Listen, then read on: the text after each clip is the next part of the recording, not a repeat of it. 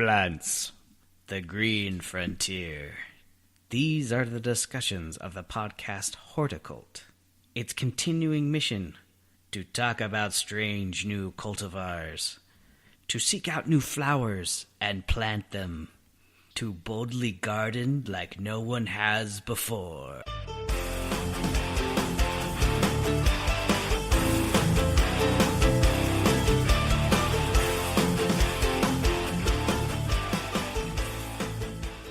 What's up, everybody? This is Blaine from the Horticult. Hope you're having a wonderful day. This episode of the podcast it's episode number 61, Garden Types. So here we just go into the different kind of gardens you can visit. Botanical gardens, education gardens, municipality gardens, all these kind of gardens that are set up, look at and maybe adopt some of those things and put them into their yard. That's what we got into, and it was a fun episode. It was just me and Brad riffing it up. Hope you enjoy it. Let's get it on. This is B Flame. And this is B Radical. And we are the Horticult. Thanks for coming along for the ride. In this episode of the Horticult, we're going to talk about gardens. Botanical. Well, and there's many different types of gardens. But really, maybe what we ought to do is talk about breaking down the differences and the coolness of botanical gardens versus display gardens. And so just really, really quick, botanical garden. What does it take to be a botanical, isn't it? Do they have to get like certified or? You know, I can't just label my stuff in my yard and call it a botanical garden. No, you couldn't. Well, you could, but you do have to. That's a really good question. This is the Nielsen Botanical Corner. Yeah, no. So like a display garden is more like Marinda and Thanksgiving Point. Plants are not curated. Well, you could even say like Marinda's a little different because it was a company's garden. You know, you couldn't buy a membership to our garden. Yeah. I kind of felt bad because it was a corporate garden. Only the employees and I guess it was friends of friends of friends. Well, it was a MLA, so they would have their yearly get together, and so anyone that was selling Marinda products could come enjoy that garden. It's different than Thanksgiving Point. That's the closest thing I think in Utah County we have as a botanical garden, or is there something else? Well, there is the Central Utah Gardens, the Water District. Yeah, and that's maybe not going to be there much longer, but. That's pretty close. It's a specific kind of garden, but it's not necessarily a botanical garden either. And so, it's an education garden. Yeah, education garden. And did you notice when you went there, if every plant had its own little placard? Like, was it? I remember there was a lot that were. Okay, the trees and the shrubs. And because the they were trying to say this is a water-wise variety, where I guess they get a little bit of flack from like native plant groups or whatever that they're not using always native plant variety that are water-wise, but that simply grow well here. But there was exactly. So maybe it's native in California, but we can grow it here just really fine. well. Yeah. So there's another distinction: education garden, education garden, display garden, botanical garden. So botanical garden, at least this is what I had noticed when I was working at Red Butte Garden, the botanical garden there, is that two things. One, the plants all were identified, curated, numbered, and labeled. Every single plant in the garden. But then that's pretty unique, you know. I mean, anybody can go there and go, what is that cool plant? And you can see the little tag on there. Or just simply ask a horticulturist. Second thing that differentiates a display garden versus a botanical garden is botanical gardens usually have collections. And a collection is like, say, genus specific or species specific of a group of plants.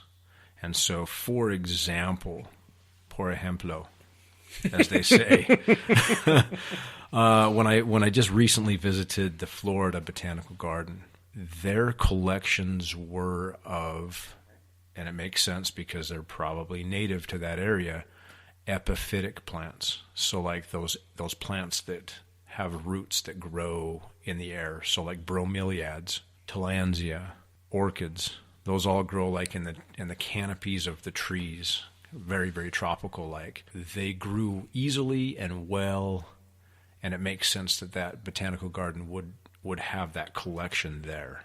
I know at Red Butte Garden, one of the many collections were penstemons.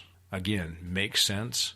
They're native to Utah. There's a lot that are native to Utah, and we wanted to just grow all these varieties so that people could have a visual and an actual specimen that they could look at and say, okay, this is really cool. I had no idea that native Utah plants could grow like this and be this beautiful. And so collections, that's another differentiating factor. Yeah, because I think the only collection that Thanksgiving Point wants are more members. Just kidding. Oh, yeah. Hey-yo. Just kidding. I love Thanksgiving Point, though, too. Yeah. They have a brilliant tulip display. Festival. Yeah.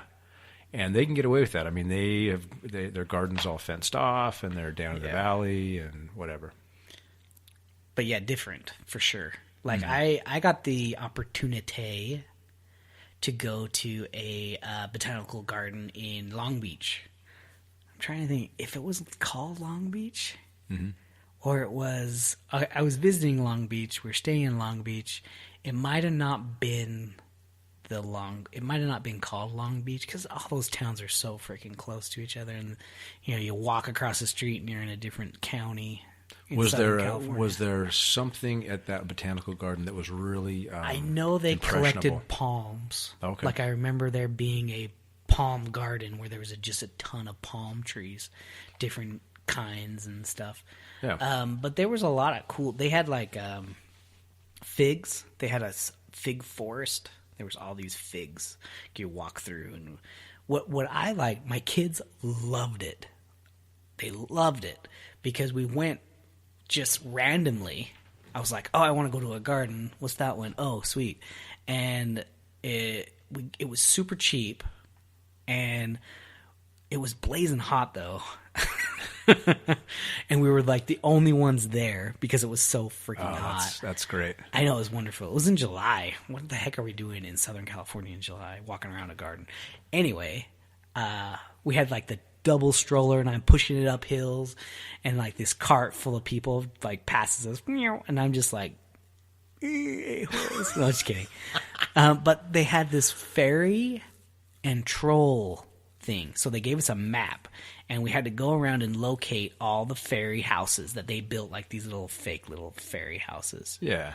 And then there was like little troll ones that were different, and you had to like go and see, and they had them located in different parts of the garden, and you had to like kind of find them. And there was like they made it kind of a game, like a scavenger hunt, and then there was trials that you'd walk in. So it's like it was fun, and I had no idea. So wait, a botanical garden was fun? Yes. Dude. And my kids loved it, and they were like, Sophia, my oldest, was obsessed. She like wanted to find these all of them. In the first day, I think we had like 3 hours to kill, and we only got like half of the fairies. And then when we found so many, we'd take our little map and say we went to all the things or whatever, and they gave us like a little fairy stone. It was just like this little bead, kind of like had a shimmer to it, and they're like, here's your fairy stone for finding all. And the kids are just like, they're just wow. like, yes, they still have them. They're like holding on to them, like, fantastic. And cool. And I know Red Butte has tons of programs like all year long for kids to come in and learn more about plants and just be more involved, with the garden itself. Yeah, that's great. There's so kind of jumping away from the botanical garden and going into a display garden, one that a lot of people are aware of is the Portland, Oregon Japanese garden. And that's one, if you're ever in that area up there, it's a great one to go to. And I just remember years ago walking through that and just being super stoked about the Zen garden. And I kind of got a few ideas for when we were at Marinda, and I would like scratch lines in the sand, around the little statues or whatever. But I remember the Zen garden, super cool. And then the bonsai portion of the garden was really, really cool. anyway, that was impressionable for me. Yeah, and I don't know where. I think this probably fits more in education garden, because I don't think it's a botanical garden. At least it didn't. Maybe it is. The St. George one. It's like the desert garden. That's right. I talked about it before. Oh, it's botanical. Is it botanical? Yeah. Because I know everything was labeled. Yep. But they had awesome agave. They had awesome yuccas. Hesperalo. Yeah. Hesperalo. And they all had the different varieties and all displayed out. And they have like this little river that runs through it with Brad Pitt. I'm just kidding. But like with like... and the they slot had, canyon. Yeah. Too, you were telling me. We went during Halloween to that one. So in the little slot canyon, so you go down these steps and it's all fake rock and stuff. And it's gorgeous. Absolutely gorgeous. They had it decked out with like things that would jump out and scare you, like little spiders that would like crawl around. Yeah, the scorpions were real. Yeah. A garden is kind of almost a central place for the community to like get together and have fun and educate, maybe a little bit, but more have fun, and get to see all these different things that you wouldn't normally see at Red Butte. They have art classes there at the building, and they have like birding days where you can like get up early with other people who love birding and go walk through the garden early morning where no one's there and you're just out there taking pictures of birds, stuff like that. The seed collecting workshops. And, there was fantastic. Yeah. The one in St. George is free. The one I went to in California cost something. But if you are a member, say you're a member at Red Butte Gardens, or you're a member, like we were a member at Thanksgiving Point, and we were getting into places that with our membership, like if you belong to one, you can, in other states, you can get in free to some other ones. So yeah, if there's sister gardens, which I believe a lot, if not all of the botanical gardens will work together with each other. So this is crazy cool. I went to the Thanksgiving Point they were talking about their, I think they called it their Waterwise garden, but they were going to rename it the Hummingbird Garden because they had so many Agastaki that the hummingbirds were like buzzing, zipping people's head, and it sounded better, and maybe you want to go and see more hummingbirds. Anyway, they have a sister garden in Jerusalem, and Jerusalem Botanical Garden, because of all the conflict in the area, that there's some species that are going extinct. They have partnered with them to get some of those varieties to Thanksgiving Point. And how cool is that? Yeah, they had all these really cool varieties. They were showing pictures and stuff that they're still trying to grow. They're not out in the garden yet, but they have a growing greenhouse and are doing trials and stuff like that. But yeah, Sister Garden. I thought that was amazing. That was cool. Really cool. And it is amazing how many plants that can survive here that are from the Mediterranean area. It's a little nicer. It's like California in the Middle East. Yeah. Oh, it is real. But yeah, so those are the differentiating factors, between botanical gardens, display gardens, educational gardens, and forgetting about the government municipalities. So like Orem has an arborist like behind the city buildings, like by the City Hall of Orem, and they have their trees labeled, and it says Orem Arboretum. Oh, Arboretum, yeah. Those are controlled by the city or whatever, and they choose the plants, and they're in charge of labeling. Like at the U, technically the U campus is the State Arboretum of Utah. So they have a lot. It's mostly down in the lower campus, and I think they're trying to like bring it back a little bit more. Like they still have all these trees, and there were some that were like still labeled and stuff, but they've kind of let it go a little bit, and they've kind of gone on to more of like building new areas up and not really paying attention to the old ones.